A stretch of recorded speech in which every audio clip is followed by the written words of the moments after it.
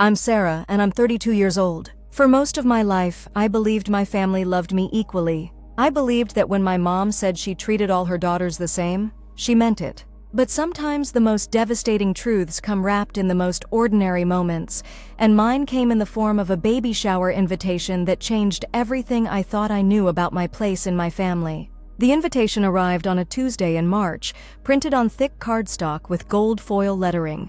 My sister Jessica was having her first baby, and according to this invitation, my mother was throwing her the most elaborate baby shower I'd ever seen described. Venue rental at the country club, professional catering, live entertainment, custom decorations, the works. The invitation itself probably cost more than most people spend on an entire party. I stared at that invitation for a long time, remembering my own baby shower 3 years earlier. I was 29, pregnant with my first child, and so excited to celebrate this milestone with my family. When I asked my mom about helping with the shower, she handed me a $50 bill and told me to keep it simple. I remember the exact words she used because they stung so much. She said I should be grateful for anything at all, that baby showers were just excuses for people to spend money they didn't have. I ended up planning my own shower at a community center, decorating with dollar store supplies, and making the food myself while 6 months pregnant. My husband Jake kept asking why my mom wasn't helping more, and I kept making excuses. I told him she was busy with work, that she'd never been the party planning type, that it was fine because I enjoyed doing it myself. But even as I said these things, I felt something hollow growing in my chest. The contrast hit me like a physical blow. $20,000 for Jessica's shower versus $50 for mine. I sat in my kitchen, holding that expensive invitation, and felt something crack open inside me. This wasn't just about money. This was about value, about worth, about who deserved celebration and who deserved scraps. I started thinking about patterns I'd been ignoring for years. How Jessica got a brand new car for her 16th birthday while I got a used one with mechanical problems. How my parents paid for Jessica's entire college education at a private university while I worked 2 jobs to pay for community college and still graduated with debt. How Jessica's wedding 2 years ago cost $45,000 while my parents contributed $500 to mine, explaining they were going through a tight financial period. The tight financial period excuse felt particularly hollow now, considering they'd just dropped $20,000 on a baby shower. I realized I'd been living in a carefully constructed narrative where I was the responsible one, the one who didn't need help, the one who could handle anything. But responsibility had become a punishment.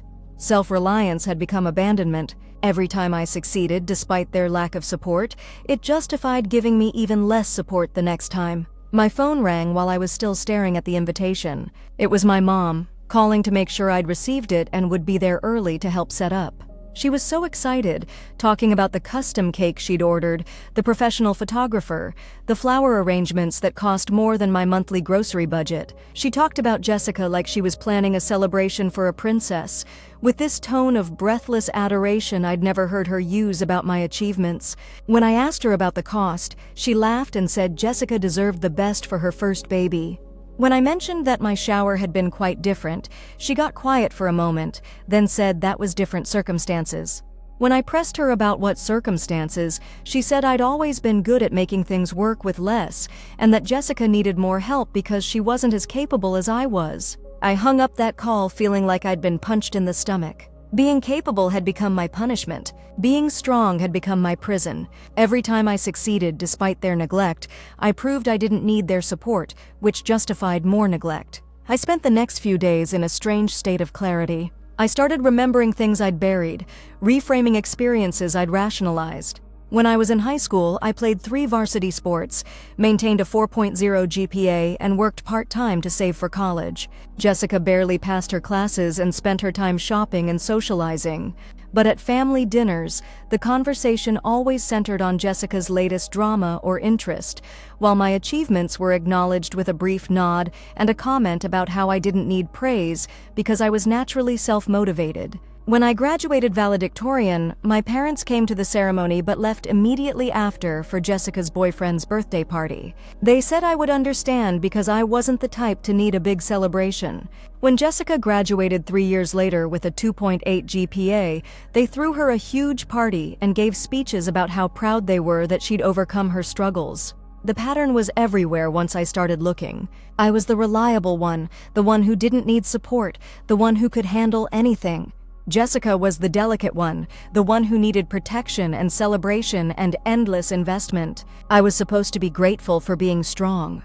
She was supposed to be treasured for being fragile. I started keeping a list, not because I wanted to build a case against my family, but because I needed to validate my own experiences. I was gaslighting myself, wondering if I was imagining things, if I was being too sensitive. The list grew longer every day. Christmas gifts. Jessica consistently received gifts worth 3 to 4 times what I received. When I mentioned this once, my mom said I was being materialistic and that love wasn't measured in dollars. But apparently love was measured in dollars, just not for me. Family vacations. When Jessica wanted to go to Europe after college, my parents paid for a 3-week trip. When I asked for help with a weekend getaway for my anniversary, I was told to save up for things I wanted. Medical expenses. When Jessica needed therapy for anxiety, my parents paid for private sessions with a specialist. When I asked for help with therapy after my miscarriage, I was told to try talking to friends or maybe reading self-help books. Career support. When Jessica decided to start her own business, my parents gave her a $15,000 loan that was never expected to be repaid. When I asked for help with certification courses that would advance my career, I was told to look into payment plans. Emergency help. When Jessica's car broke down, my parents bought her a new one within the week. When my transmission died, they loaned me $800 and expected monthly payments with interest. The evidence was overwhelming, but I'd spent years making excuses for it. I told myself I was stronger, that I didn't need help, that I was proud of my independence. But independence isn't supposed to be a punishment. Self-reliance isn't supposed to mean abandonment.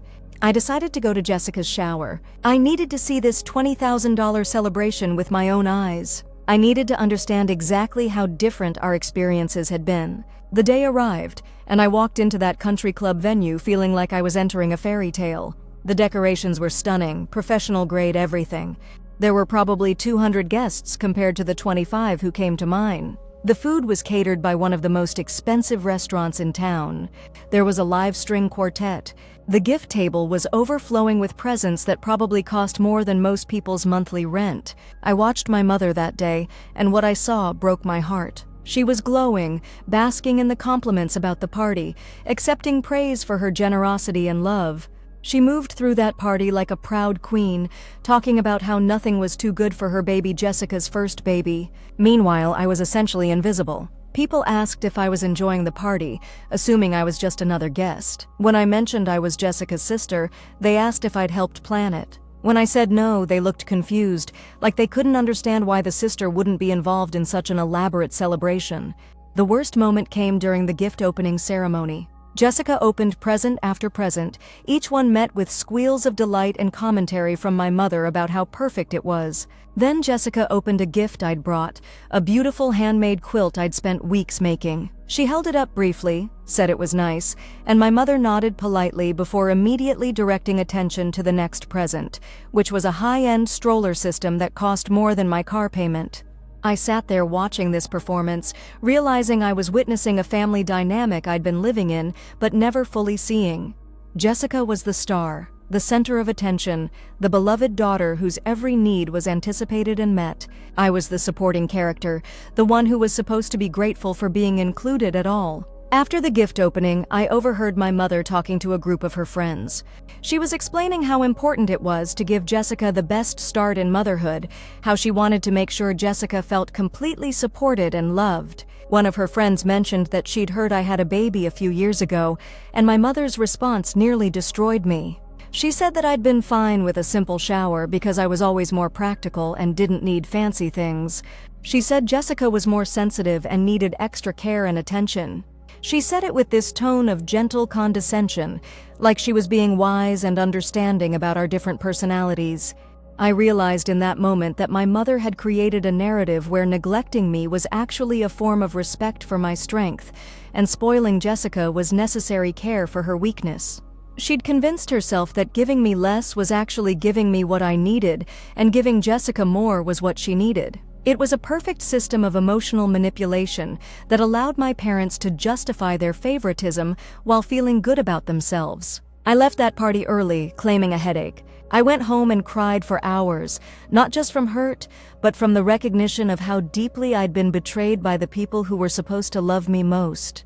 But something else was happening alongside the grief. I was getting angry, not the destructive kind of anger that burns everything down, but the clarifying kind that burns away illusions and leaves truth in its place. I started doing research. I read about family dynamics, about golden children and scapegoats, about emotional neglect and parentification.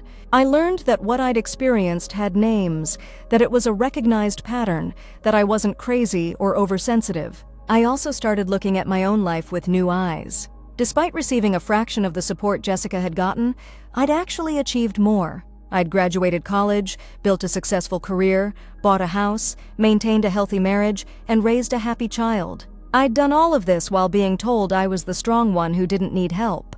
Meanwhile, Jessica, despite receiving thousands of dollars in support, was still financially dependent on our parents, still requiring constant emotional management, still unable to handle basic adult responsibilities without intervention. I realized that my parents hadn't just been unfair to me, they'd been devastating to Jessica. By never allowing her to develop independence or resilience, they'd created a person who couldn't function without constant support. Their favoritism had been cruel to both of us in different ways, but I also realized I had a choice. I could continue participating in this dynamic, continuing to be the strong one who didn't need anything, or I could start advocating for myself. I decided to have a conversation with my parents. I wasn't planning to attack them or demand an apology, but I wanted to address the pattern and see if things could change. I invited them to lunch and brought a folder with me. Inside was documentation of the financial discrepancy between how they'd treated Jessica and me over the years. I'd added up every major expense, every gift, every contribution. The numbers were staggering. Over the past 15 years, they'd spent approximately $120,000 more on Jessica than on me. When I presented this information, their first response was denial. They said I was being dramatic, that I was remembering things wrong, that I was being ungrateful for what I had received. My mother said she was hurt that I was keeping score, that love wasn't about money. But when I asked her to explain the $20,000 baby shower versus the $50 contribution to mine, she got defensive.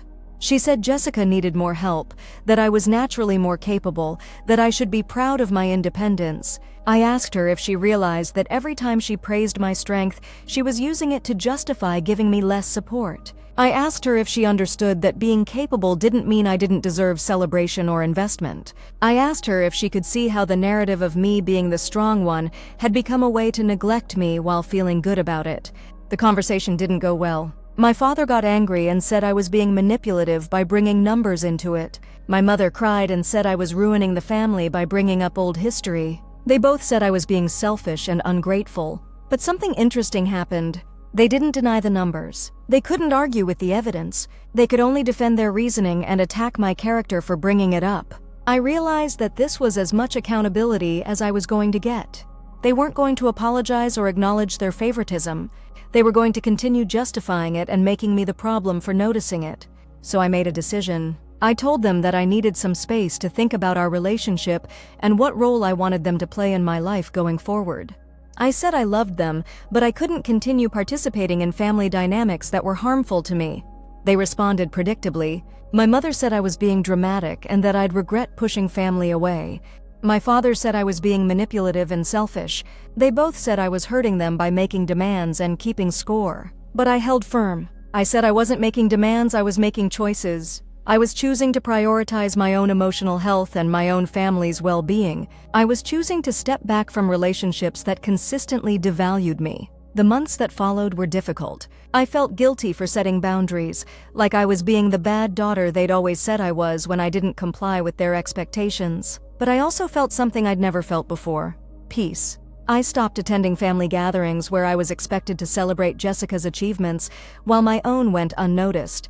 I stopped participating in group gifts where I was expected to contribute equally to presents for Jessica, while receiving minimal gifts in return. I stopped being available for emergency help when Jessica needed something, but my parents weren't available to provide it. My absence was noticed. Suddenly, I was getting calls about how much I was missed, how family wasn't the same without me. But the calls weren't about understanding my perspective or changing the dynamic. They were about getting me to come back and resume my role as the supportive sister who didn't need anything. The real test came 6 months later when Jessica's business failed and she needed help. My parents called me asking if I could provide financial assistance since they were stretched thin from supporting her. They said it was a family emergency and that we all needed to help each other. I asked them where this energy had been when I needed help over the years. I reminded them of the times I'd asked for support and been told to handle things myself. I asked them if they saw the irony in calling me now when they needed my strength and resources after years of telling me I didn't need their support. They got angry. They said I was being petty and vindictive. They said I was abandoning my family when they needed me most. They said I was proving I'd never really cared about Jessica or them. But I stayed firm. I said I cared about them, but I couldn't continue being the family member who gave everything and received nothing. I said I was willing to help Jessica directly if she asked me herself and acknowledged the pattern of favoritism, but I wasn't going to enable the dynamic where I was expected to be the solution to problems created by their inability to set boundaries with her. Jessica never called. My parents continued to pressure me, alternating between guilt trips and anger. They said I was destroying the family, that I was being selfish, that I was using my strength to hurt people instead of help them. But something beautiful happened during this period. I started investing in relationships that reciprocated my energy. I deepened friendships with people who celebrated my successes and offered support during my challenges. I focused on my marriage and my child, building a family culture based on mutual respect and equitable treatment. I also started therapy, working with a counselor who specialized in family dynamics. She helped me understand that what I'd experienced was a form of emotional neglect, that my parents had essentially parentified me by expecting me to be stronger and more capable than was appropriate for a child. She helped me see that my parents' favoritism wasn't really about Jessica being better or more deserving. It was about their own comfort. Jessica's neediness made them feel important and valuable. My competence made them feel unnecessary. So they'd unconsciously worked to maintain Jessica's dependence while pushing me toward independence, not because independence was good for me, but because it was easier for them. Understanding this helped me feel less personally rejected. Their treatment of me wasn't about my worth, it was about their needs and limitations. The breakthrough came about a year after I'd started setting boundaries. Jessica's second business venture failed, and she was facing some serious financial and legal consequences. My parents were overwhelmed and couldn't bail her out this time. They were facing the reality that their enabling had actually prevented Jessica from developing the skills she needed to be an adult. My mother called me, and for the first time she sounded different. She wasn't demanding or manipulative, she sounded scared and exhausted. She said she was starting to understand what I'd been trying to tell her. She said she could see that always rescuing Jessica hadn't helped her, and that always expecting me to be strong had been unfair to me. It wasn't a full apology, but it was the beginning of acknowledgement. She asked if I would be willing to talk about how to help Jessica in a way that didn't enable her, and how to rebuild our relationship in a way that was fair to me. I agreed to family therapy. We started meeting with a counselor who specialized in family dynamics, and slowly, very slowly, we began to have different conversations. My parents began to understand that their favoritism had harmed both Jessica and me. They started to see that Jessica's continued dependence was a problem, not a virtue. They began to acknowledge that they'd taken my strength for granted and used it to justify giving me less attention and support. The process wasn't linear. There were setbacks, moments when they reverted to old patterns of defending their behavior or minimizing my experiences. But gradually they began to change. They started asking about my life and celebrating my achievements. They began setting boundaries with Jessica instead of automatically rescuing her. They started treating me like a daughter whose feelings mattered, not just a problem solver they could call when they needed help. Jessica's journey was harder. She'd spent 30 years being the center of attention and having her needs prioritized.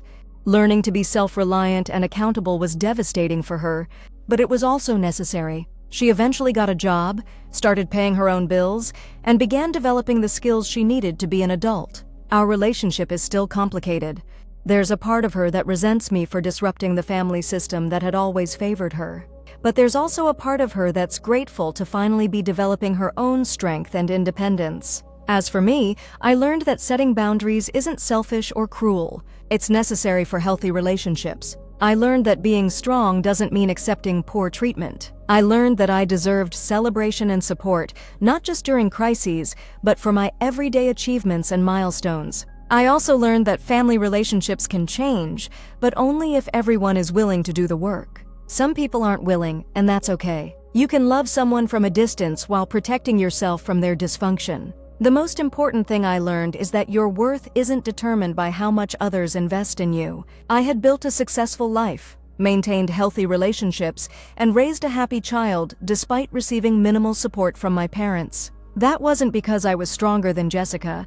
It was because I'd developed resilience out of necessity. But I also learned that just because you can handle something alone doesn't mean you should have to. Everyone deserves support, celebration, and investment from the people who claim to love them. Now, when I think about that $50 bill my mother gave me for my baby shower, I don't feel the same hurt I used to. I feel proud of what I created with those $50 and my own determination. I feel grateful for the lesson it taught me about my own resilience. But I also feel sad for the woman I was then, who thought she had to be grateful for scraps, who thought asking for equal treatment was selfish, who thought being strong meant being invisible. If you're in a similar situation, if you're the family member who's expected to be strong while others are celebrated for being fragile, I want you to know that you deserve better. You deserve support, celebration, and investment. You deserve to have your achievements acknowledged and your struggles met with compassion. Setting boundaries with family is one of the hardest things you'll ever do, but it's also one of the most important. You can't control how others treat you, but you can control how much access they have to you. You can choose to invest your energy in relationships that reciprocate your love and support. Your strength is a gift, but it's not a reason to accept poor treatment. Your resilience is admirable, but it's not a justification for others to neglect you. You deserve to be celebrated, supported, and loved, not just when others need something from you, but simply because you exist and matter. The family you deserve might not be the family you were born into, but it's the family you can create through conscious choices about who you allow into your life and how you allow them to treat you. Have you experienced similar favoritism in your family? How did you handle it? I'd love to hear your stories in the comments below. Sometimes sharing our experiences helps us realize we're not alone in these struggles. And if this story resonated with you, please consider subscribing. I share these experiences not just to tell my story, but to help others recognize their own worth and find the courage to demand better treatment from the people in their lives. You deserve relationships that celebrate your strength while also supporting your needs. You deserve love that doesn't come with conditions or comparisons. Remember, being strong doesn't mean being silent. Sometimes the strongest thing you can do is speak up for yourself and walk away from relationships that consistently devalue you. Your worth isn't determined by how much others invest in you, but by how much you're willing to invest in yourself. You matter. Your experiences matter. Your feelings matter. Don't let anyone convince you otherwise.